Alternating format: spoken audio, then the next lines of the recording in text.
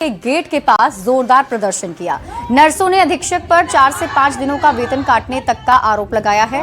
उन्होंने बताया कि छठ महापर्व के दौरान छुट्टी के लिए आवेदन दिया गया था, जिसे स्वीकृति भी मिली थी। फिर भी 415 नर्सों के वेतन में कटौती कर दी गई। इससे नर्सों में भारी आक्रोश है।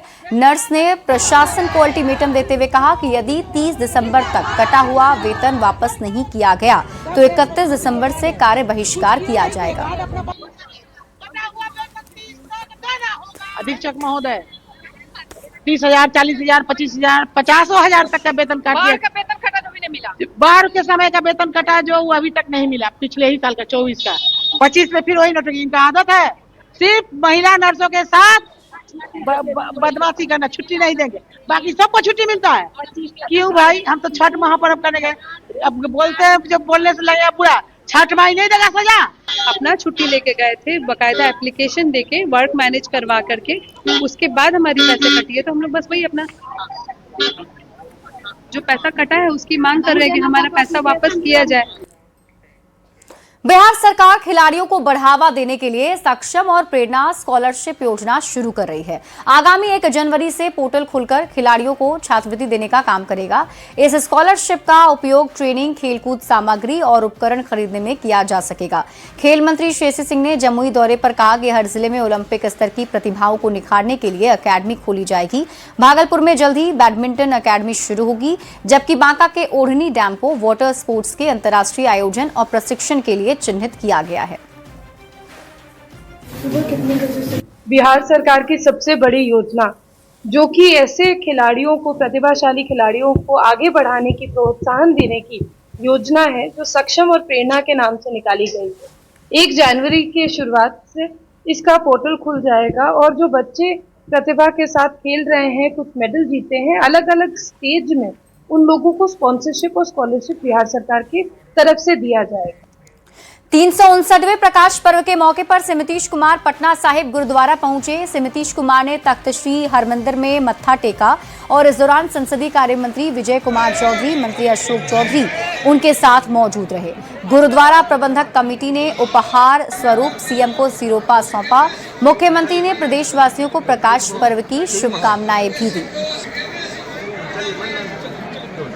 के समय में पहले से ही विशेष लगाव रहा है और हर धर्म को प्रोत्साहित करने में नेता का हमेशा ध्यान रहता है और पंजाब से जो लोग आते हैं उनको कोई दिक्कत तकलीफ नहीं है, उसकी विशेष व्यवस्था माननीय मुख्यमंत्री जी करते हैं। बिल्कुल बिल्कुल मैसेज देने का प्रयास करते हैं कि यहाँ व्यवस्थित है सब कुछ और बड़ा प्यार से, स्नेह से आते भी हैं और पार्टिसिपेट भी करते हैं, सो दैट कि ज़्यादा से ज़्यादा टूरिस्ट आए, पार्टिसिपेट करें। खबर पटना सिटी से है, जहां गुरु गोविंद सिंह जी महाराज के 359वें प्रकाश पर्व को लेकर राज्यपाल आरिफ मोहम्मद खान ने आज पटना सिटी का दौरा किया। तख्त श्री हरमंदिर जी पटना साहिब पहुंचकर गुरु के दरबार में मत्था टेका। गुरुद्वारा प्रबंधक कमेटी ने राज्यपाल को सिरोपा भेंट कर उन्हें सम्मानित किया। इस मौके पर राज्यपाल ने प्रदेश की तरक्की और खुशहाली के लिए गुरु महाराज से दुआएं मांगी। वहीं उन्होंने प्रदेशवासियों को प्रकाश पर्व की शुभकामनाएं भी दी। इस सुविधा का लाभ उठा ही नहीं पाते हैं। आज पूरे राज्य को ये पता चलेगा कि पटना साहिब में ये केंद्र कायम हो गया है जहां निःशुल्क एमआरआई होगा।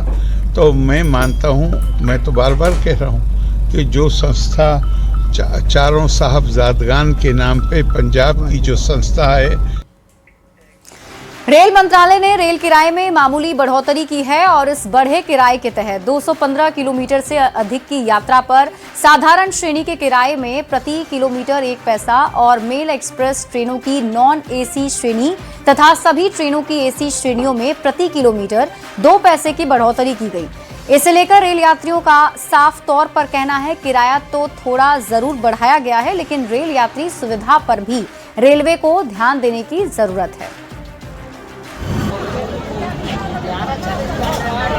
ट्रेन का सफ़र अब यात्रियों के लिए थोड़ा महंगा हो गया है और इसको लेकर के रेल मंत्रालय के द्वारा रेल किराए में मामूली बढ़ोतरी की गई है और ट्रेन का सफ़र करना अब थोड़ा महंगा जरूर हो गया। इसको लेकर के रेल मंत्रालय के द्वारा ट्रेन के किराए में बढ़ोतरी की आधिकारिक घोषणा कर दी गई है। वहीं लंबी दूरी की यात्रा करने वालों के लिए किराए में मामूली बढ़ोतरी की गई है। 215 किलोमीटर से अधिक की दूरी तय करने पर साधारण श्रेणी की यात्रा करने पर यात्रियों को अब 1 पैसा ज़्यादा किराया देना होगा। हालांकि लोकल ट्रेन और छोटी दूरी की यात्रा करने वालों के लिए कोई टिकट के दामों में बढ़ोतरी नहीं की गई है, लेकिन रेलवे को राजस्व को बढ़ाने के हिसाब से रेल मंत्रालय के द्वारा ये मामूली टिकट के दामों में बढ़ोतरी की गई है और रेलवे को ये उम्मीद है कि इससे थोड़ा बहुत राजस्व को जरूर फायदा होगा।